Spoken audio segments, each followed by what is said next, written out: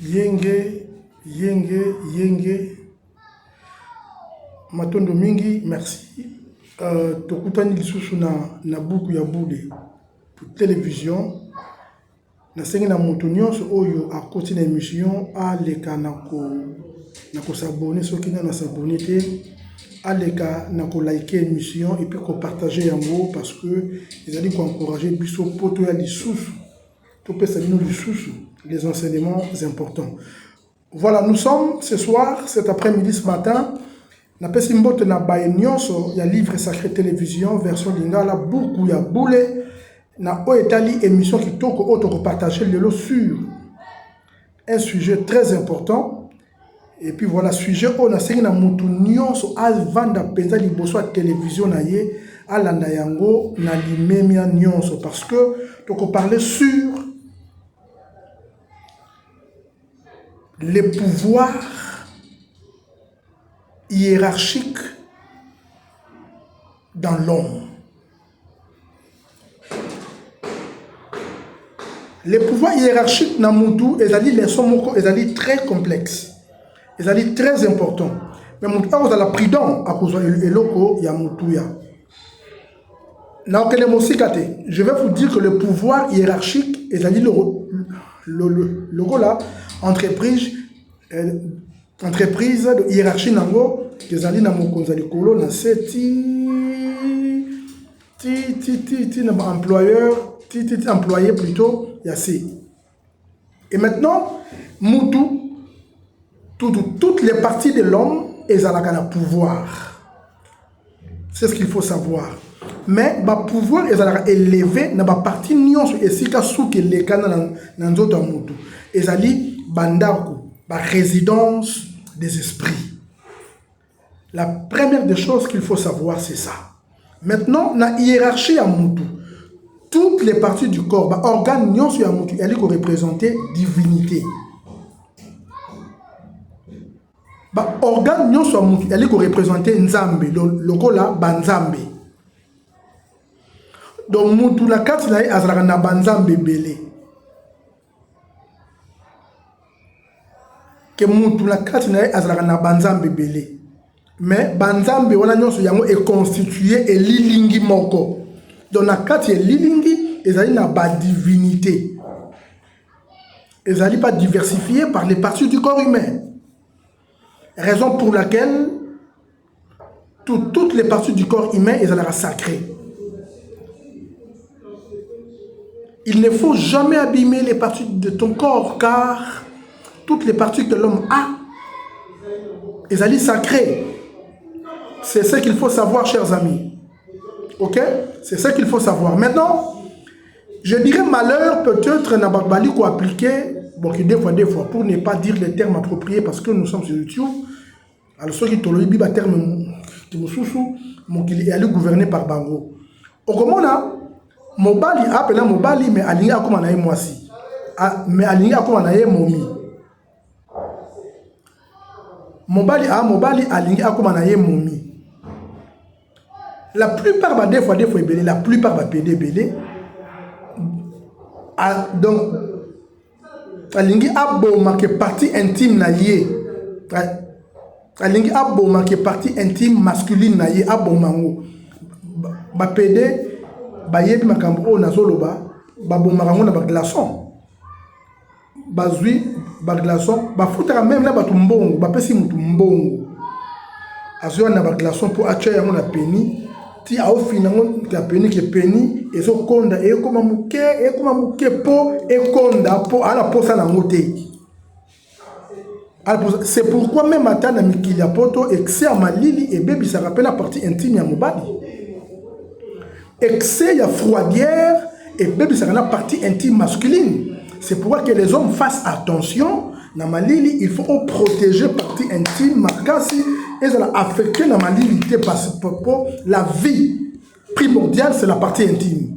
Or, Moutou Oyo a BBC pas partie intime na sa vie est foutue parce que on m'appellera l'homme par la partie intime masculine. On t'appellera femme, c'est par la partie intime féminine parce que il y a peine à Bassi, Azali, pour moi si ben ma belle est besoin monter.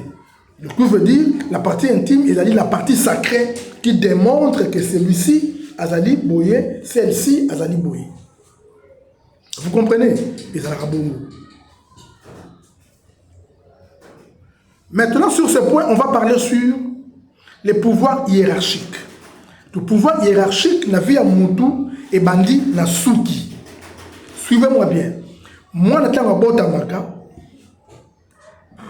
il faut que les parents attirent attention à Azali, moi si to mobali, et ça malamu, parce que tu veux savoir le sexe de l'enfant. Mais la chose la plus capitale ou la plus importante est que l'homme doit savoir, pendant que l'enfant est né, il faut que tu tires attention sur sa chevelure. Ce qui moi na abotami kovo, ezali langage. Nabandeli. Ce qui moi na abotami kovo, c'est un langage. Et que moi na abotami nasuki et un langage. Mais souki est belé lisusu et appelle langage. Moi na mobali nyonso, je commence par les garçons. Moi na mobali nyonso oyo abotamaka nasuki et belé, que veut dire que pendant que l'enfant vivait dans la grossesse de sa mère, l'enfant a été combattu. L'enfant a été combattu. Non seulement que l'enfant a été combattu, mais l'enfant s'est battu et puis a vaincu. Alors du fait que l'enfant avait vaincu, c'est ce qui a fait que l'enfant a été couronné. Alors c'est cette couronne qui lui a été symbolisée par la chevelure, par la longue chevelure. La longue chevelure représente la victoire, représente la couronne d'une bataille vaincue pendant que l'enfant existait dans le ventre de sa mère. Comment est-ce que la maman peut-elle comprendre que mon enfant vit sous une bataille, moi na libumunangai? On comprend que je y reviendrai. Na kozonga sur yango. Landangai malamu. Souki na yo ezali la résidence ya milimu. C'est par là où les esprits résident. Raison pour laquelle les esprits de l'homme et de sa femme se connaissent. Se connaissent au travers de l'accouplement sexuel. C'est pourquoi accouplement nyonso sexuel et ça la est que atabo kabwani, mais du fait que basuki na bino les esprits et se relier et tout ani oyo attaque est oyo akeino les esprits se communiquent. Les esprits se communiquent depuis le jour où vous vous êtes accouplés.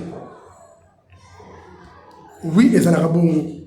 Yami Balé, alors du fait que l'homme ou les maris et puis son épouse vivent ensemble, alors ceux qui manquent à Koufi, dans la coutume, dans la tradition africaine, il faut Bakata Mwasi Souki.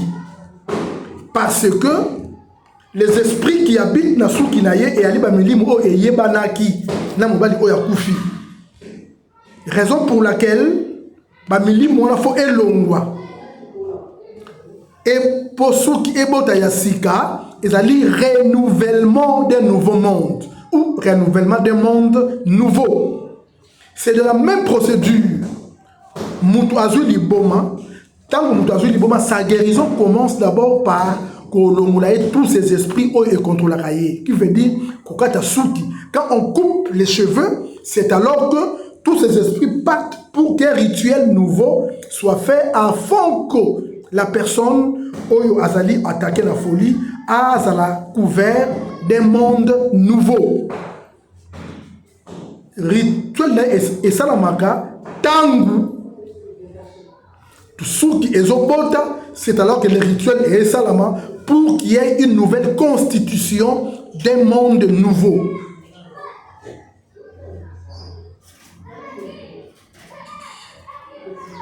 Donc, chers amis, ne blaguez pas avec vos chevelures.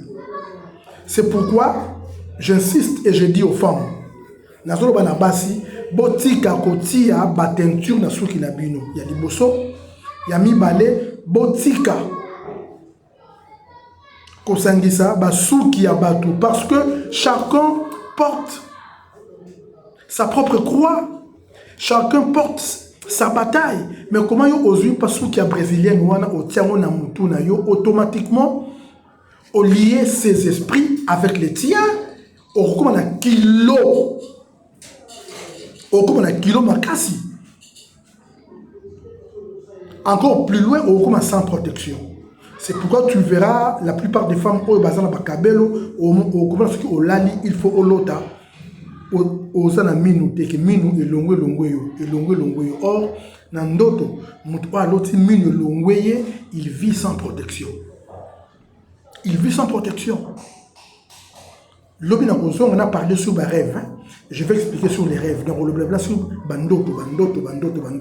Ça va encore vous faire réveiller. Et la Moussabino, ça vous fera du bien, chers amis. Je vous veux, je vous aime bien.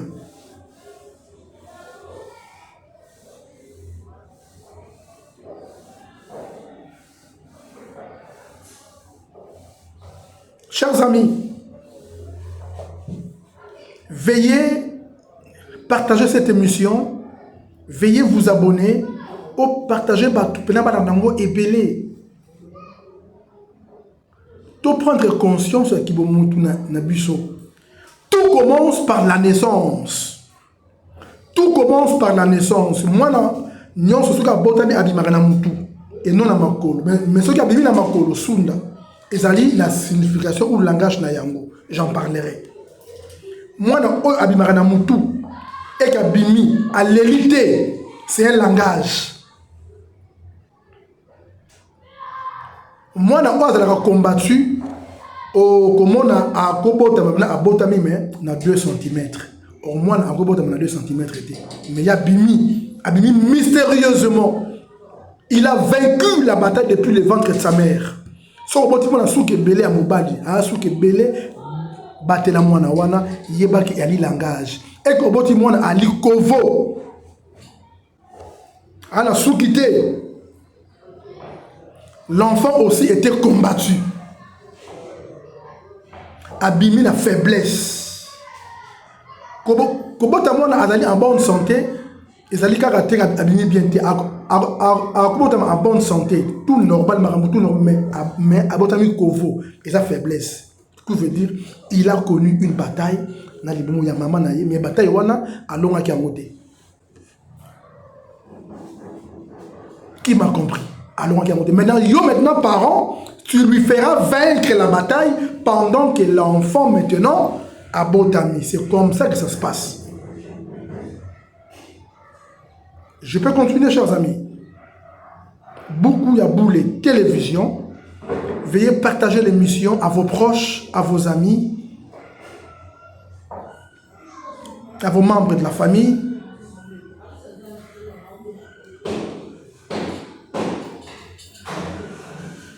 Afin que nous soyons à la malade. Je compte sur vous. Nalingi penza que babone bakoma 1000. Allez vite parce que tous allez au Congo, tous allez côté de Sabino Kaka, makambu oyo et kopé sabiso. Nzela pour Congo et Tambula malamu lobi. Ok, chers amis. Les pouvoirs hiérarchiques.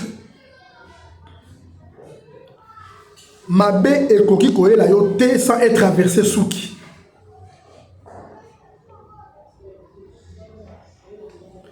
Mabé et Koki Koé sans être traversé souki. Moi, on a abotami na souki et belé. Bakata kaye souki te soki nanu atambolité. Il faut atambola.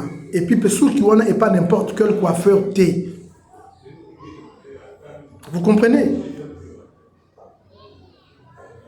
Ce qui moi na wana abandi kobela parents akobalaka ko simba na suki azoloba makambu oyo okoloba et que ça la rappelle il y a victoire na ye pendant que l'enfant était encore dans la grossesse de sa mère. L'enfant vivra, l'enfant ne mourra pas, peu importe la maladie, l'enfant ne mourra pas parce qu'il est déjà victorieux. Tobotamaka na 50%. Il y a victoire et puis 50%. Donc il y a perte à bataille. Mais moi, na souki déjà ebelé ya mobali azali na 90% ya victoire. Mais moi na Kovo azalaka na 60% ya perte de victoire, pas tout 40% ya victoire na ye. Mais la parole de Moutou, comme ça, c'est pourquoi comme on a que souki mwana azui kindoki, la première des choses que souki ne ezalaka trahi souki na ye faut lemba, faut elengela. On n'a pas souki lengeli. Pas souki ekomi on dirait moko 16. Pour la nini les esprits na ye bakomi en captivité. Bakomi en captivité. Mutu oyo azalaka na suki ezokatana ezali ba perte ya pouvoir, azo perdre protection, la perte ya protection ebebisaka na suki ya mutu ya mwana to suki ya mutu ya mukolo omona kaka papa suki ekomi kokatana yeba que c'est un langage ka suki na ngeza boye ka suki na ngai ezalaka kaka boite ezalaka kaka boite, c'est un langage.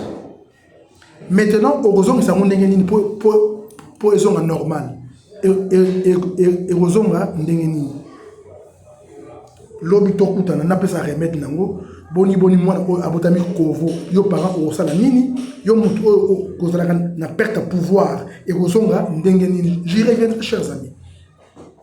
J'y reviendrai. Beaucoup ya boule télévision, chaîne Nabino, livre sacré, version Lingala, Ngai Papangoma, avec le numéro plus 243 97 92 96 994. Congo ezali mboka na biso, Congo eza mboka ya biso nyonso malgré ba injustice ezali na lobaki ke ane oyo ezali ane o na lobaki mutu nyonso tu ayebi yango.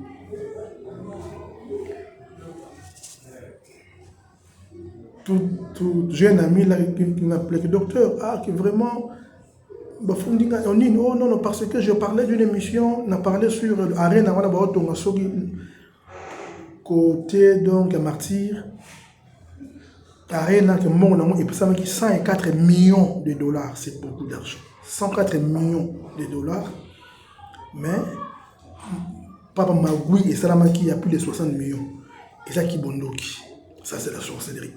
On va parler des choses, Tokolobela Makambutu, où ils sont liés car Nanela Boutou. Et les hommes politiciens, un politicien n'a pas costume, bien chaussures, mais à sorcier. À Pumbwana Boutou. Basé belé. C'est pourquoi tu as dit qu'on combattre l'homosexualité parce que les alliés Nabanzele et belé à Bakundi, Basali, Badesibien. Est-ce que vous voyez bien? Belé. Et je vous dis, et belé. Au moins, na papier ne va comme madame, mais na qui est à l'élé. Et ça, les alliés na ebélé na papier ne va comme monsieur, mais na qui est à Manzele.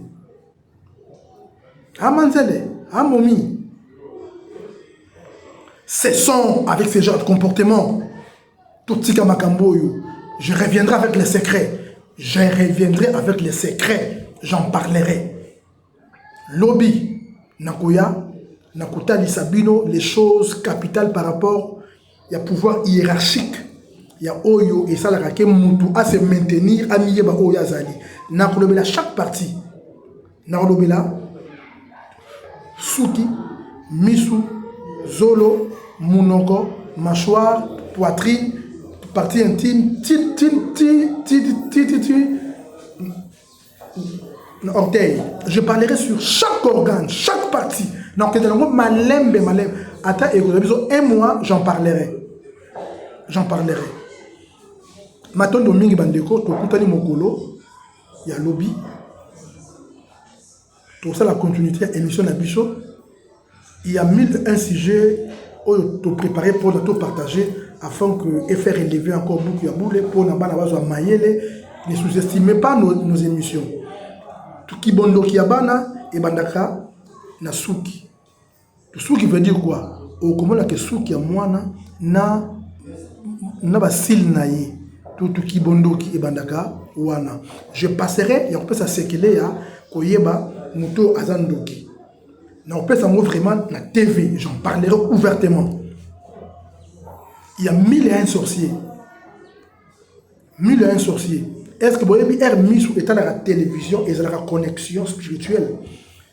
C'est pourquoi il faut éviter la plupart des films et des dessins animés et ça a automatiquement une connexion et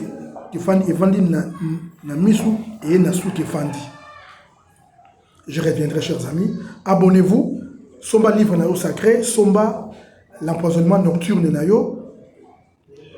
Achète les pentacles, je suis là pour vous, je vous aimerai toujours. Je suis là, Papa Ngoma, présent parmi vous et Tokutani Mokolo Yalobi Matondo.